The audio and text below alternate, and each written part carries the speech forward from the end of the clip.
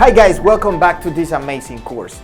Today we're gonna see the lesson number 5, Sports Training Principles Applied to Electrofitness. Please stay with us. Before we begin, I just want to say thank you for joining me during the last 4 lessons. When we start this lesson, we will be in the half of this course.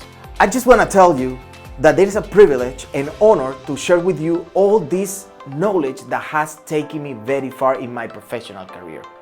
Therefore, I hope to achieve the same with you. I would like you to successfully complete this course.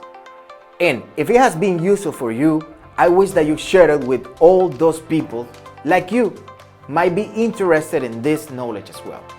Today is the day that you will learn the principle of sports training applied to electrofitness sector.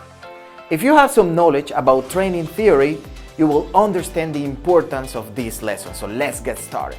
If you want to get the most out of your training, you need to understand the principle that governs sports training to optimize its effects and thus achieve your goal quicker.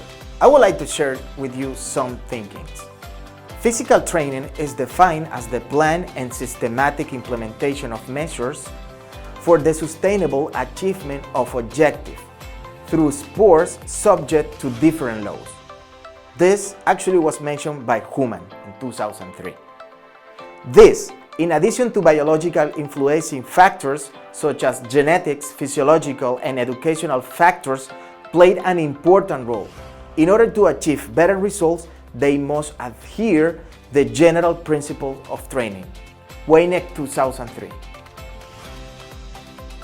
Okay, now let's jump to the first principle of effective stimulation. The electrofitness session must be carried out in such the way the stimulation programs offer to the users satisfy several criteria such as appropriate personalization and intensity. The amount of stimulation required depends on the user fitness condition. Number 2, principle of overload.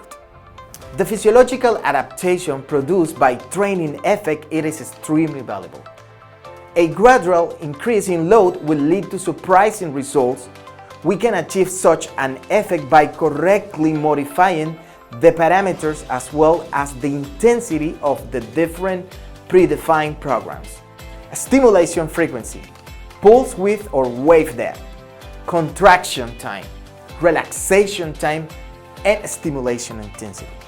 On this graphic, you can see the effect produced in our organism after applying a determined stimulus. We can see the overcompensation produced after the recovery of the stimulus applied. Number 3, principle of load change. We have to remember that to obtain proper effects, our body has to adapt to the training load, stimulation.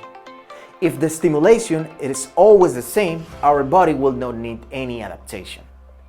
This means that we must continually vary our training to achieve the desired effects. The principle of load change can be achieved by modifying the selection on the training exercises. Then experienced users can start with isometric exercises and move on to dynamic exercises. This avoids the stagnation of the physical condition caused by the monotony and similarity of the stimulus.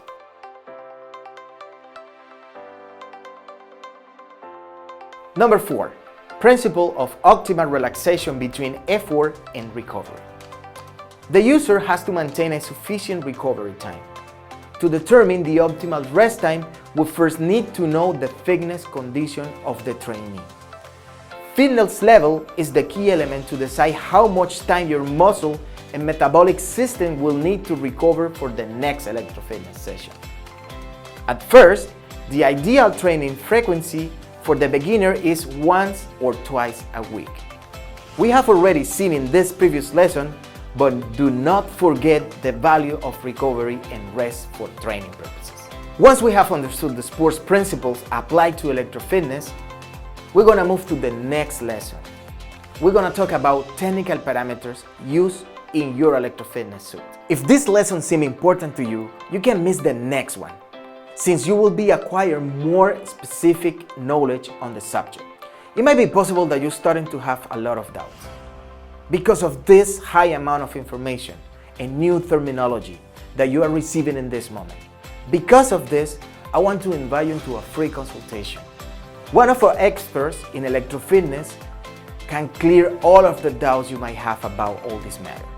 So I hope to see you soon. I'll wait for you on the next lesson, will be the lesson number 6, and see you next time, guys.